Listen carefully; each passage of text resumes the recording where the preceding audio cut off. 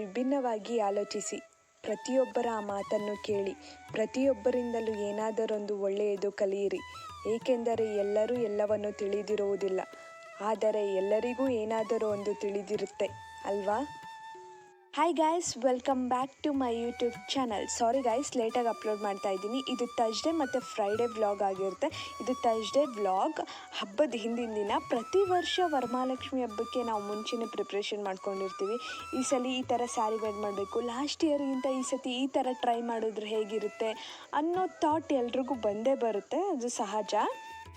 ಲಾಸ್ಟ್ಗೆ ಲಕ್ಷ್ಮಿನೆಲ್ಲ ರೆಡಿ ಮಾಡಾದ್ಮೇಲೆ ಲಾಸ್ಟ್ ಇಯರ್ಗಿಂತ ಈ ಸಲ ಚೆನ್ನಾಗಿ ಬಂದಿದೆ, ನೆಕ್ಸ್ಟ್ ಇಯರ್ ಹೀಗೂ ಟ್ರೈ ಮಾಡ್ಬೋದಲ್ವಾ, ಈ ಥರ ಮಾಡ್ಬೋದಲ್ವಾ ಅನ್ನೋ ಥಾಟ್ ಯಾರಿಗೆ ತಾನೇ ಬರಲ್ಲ. ಏನಾದರೂ ನಿಮ್ಗೆ ಈ ಥರ ಅನಿಸಿದರೆ ಕಮೆಂಟ್ ಮಾಡಿ. ಹಾಗೆ ಅಪ್ಪ, ಅಮ್ಮ, ನಾನು, ಅಣ್ಣ ಸೇರಿಕೊಂಡೆಲ್ಲ ಡೆಕೋರೇಷನ್ ಮಾಡ್ತಿದ್ದೋ. ಬ್ಯಾಕ್ಗ್ರೌಂಡ್ ಡೆಕೋರೇಷನ್ ಎಲ್ಲ ನಮ್ಮ ಅಣ್ಣ ಮತ್ತು ಅಪ್ಪ ಸೇರ್ಕೊಂಡು ಮಾಡಿದ್ರು. ನಾನು ಐಡಿಯಾ ಕೊಟ್ಟೆ, ಈ ಥರ ಬಾಳೆ ಎಲೆಯಲ್ಲಿ ಮಾಡೋಣ, ನಾವು ಔಟ್ಸೈಡಿಂದ ತಂದು ಹಾಕೋದ್ಕಿಂತ ನಾವೇ ಮಾಡಿದ್ರೆ ಚೆನ್ನಾಗಿರುತ್ತೆ ಅಂತ ಅಂದ್ಕೊಂಡು ಡೆಕೋರೇಷನ್ನ ಅಪ್ಪ ಮತ್ತು ಅಣ್ಣ ಸೇರ್ಕೊಂಡು ಮಾಡಿದ್ರು. ಇನ್ನು ಲಕ್ಷ್ಮಿಗೆ ಸ್ಯಾರಿ ಮತ್ತು ಲಕ್ಷ್ಮಿ ಮುಖವಾಡದ ರೆಡಿ ಮಾಡೋದಾಗಿರ್ಬೋದು ಎಲ್ಲ ಸೇರಿ ನಾನು ಅಮ್ಮ ಇಬ್ಬರು ಸೇರ್ಕೊಂಡು ರೆಡಿ ಮಾಡ್ದೋ. ಸೀರೆನೂ ಉಡಿಸ್ದೋ, ಹಾಗೆ ಬಾಳೆಕಂದು ಎಲ್ಲ ಲೈಟಿಂಗು ಎಲ್ಲ ಅಪ್ಪ ಮತ್ತು ಅಣ್ಣ ರೆಡಿ ಮಾಡಿದ್ರು.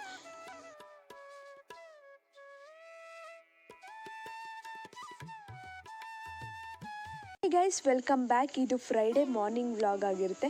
ಲಕ್ಷ್ಮೀ ದೇವಿಯು ನಿಮ್ಮ ಜೀವನವನ್ನು ಆರೋಗ್ಯ, ಧನ, ಧಾನ್ಯ, ಜಯ, ವಿಜಯ, ಜ್ಞಾನ, ಐಶ್ವರ್ಯ, ಸುಖ, ಸಂತೋಷದಿಂದ ತುಂಬಲಿ.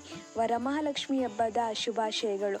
ಆಲ್ಮೋಸ್ಟ್ ನೈಟ್ 10ಗೆ ಲಕ್ಷ್ಮಿ ರೆಡಿ ಮಾಡಿದ್ದು ಮುಗ್ದಿತ್ತು. ಮಾರ್ನಿಂಗ್ ಬೇಗ ಎದ್ದು ಪ್ರಸಾದಕ್ಕೆ ರೆಡಿ ಮಾಡಿ ಪೂಜೆ ಮಾಡ್ದೋ. ನಾನು ಲಕ್ಷ್ಮೀ ದೇವ್ರಿಗೆ ದೀಪ ಹಚ್ಚಿ ಪೂಜೆ ಮಾಡಿದೆ. ಅಪ್ಪ ಆಂಜನೇಯಂಗೆ ದೀಪ ಹಚ್ಚಿ ಪೂಜೆ ಮಾಡಿದ್ರು.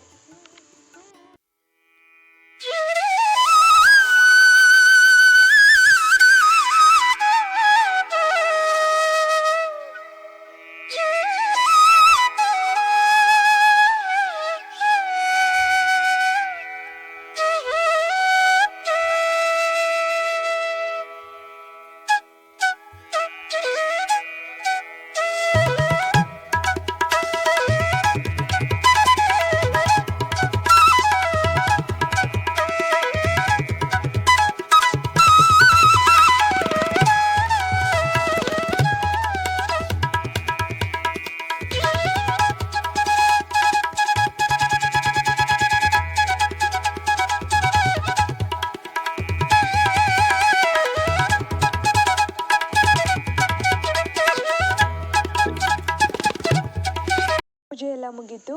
ಅಪ್ಪ ದೊಡ್ಡಪ್ಪಂಗೆ ಎಲ್ರಿಗೂ ತಿಂಡಿ ಕೊಟ್ಬಿಟ್ಟು ಅವರಿಬ್ಬರು ಆಫೀಸ್ಗೆ ಹೋದ್ರು, ಅಪ್ಪ ಮತ್ತು ದೊಡ್ಡಪ್ಪ.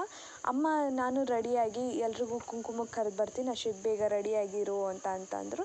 ನಾನು ಇನ್ನೇನು ಜಾಸ್ತಿ ಟೈಮ್ ತೊಗೊಳ್ಳಿಲ್ಲ, ನಾನೇ ಸ್ಯಾರಿ ವೇರ್ ಮಾಡಿಕೊಂಡೆ.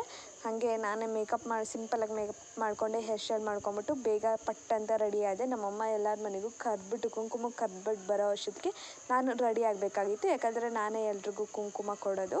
ಹಾಗಾಗಿ ಪ್ರತಿ ವರ್ಷವೂ ಅಷ್ಟೇ, ನಾನು ಪ್ರತಿ ವರ್ಷವೂ ಸ್ಯಾರಿ ವೇರ್ ಮಾಡ್ತೀನಿ. ವರಮಹಾಲಕ್ಷ್ಮಿ ಹಬ್ಬಕ್ಕೆ ಪ್ರತಿ ವರ್ಷವೂ ನಾನೇ ಕುಂಕುಮ ಕೊಡ್ತೀನಿ.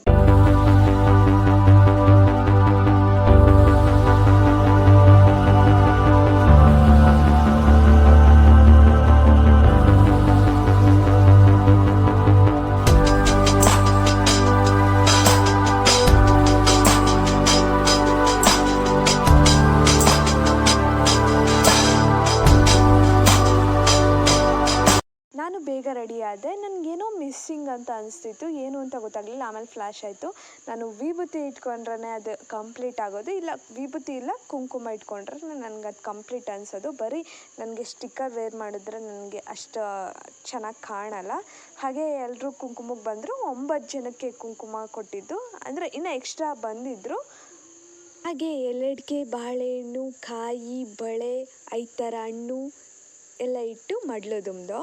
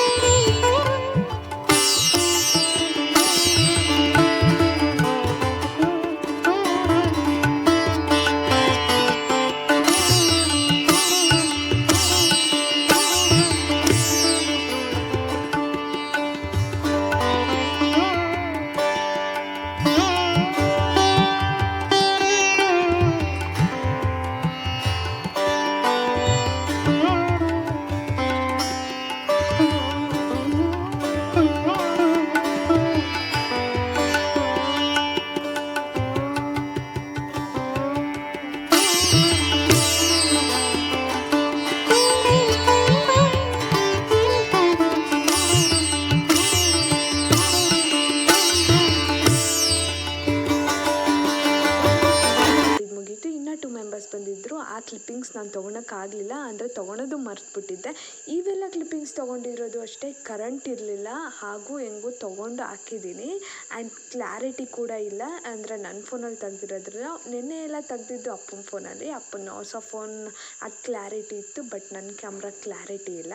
ಹಾಗೆ ಎಲ್ಲ ಕಂಪ್ಲೀಟ್ ಆದಮೇಲೆ, ಕುಂಕುಮ ಕೊಟ್ಟಿದ್ದು ಕಂಪ್ಲೀಟ್ ಆದಮೇಲೆ ರೂಮೆಲ್ಲ ಕ್ಲೀನ್ ಮಾಡಬೇಕಾಗಿತ್ತು. ನಾನು ಹೆಂಗೆ ಅಂಡಿದ್ದೆ ಅಂತ ಅಂದರೆ ಫುಲ್ಲು ಅರ್ಜೆಂಟ್ಗೆ ಇಲ್ಲ, ನೈಟು ಲಕ್ಷ್ಮೀ ದೇವ್ರಿಗೆಲ್ಲ ರೆಡಿ ಮಾಡಿದ್ದು, ಆವಾಗಲೇ ಎತ್ತಿಟ್ಬಿಟ್ಟು ಎಲ್ಲ ಮನಿಕೊಂಡು.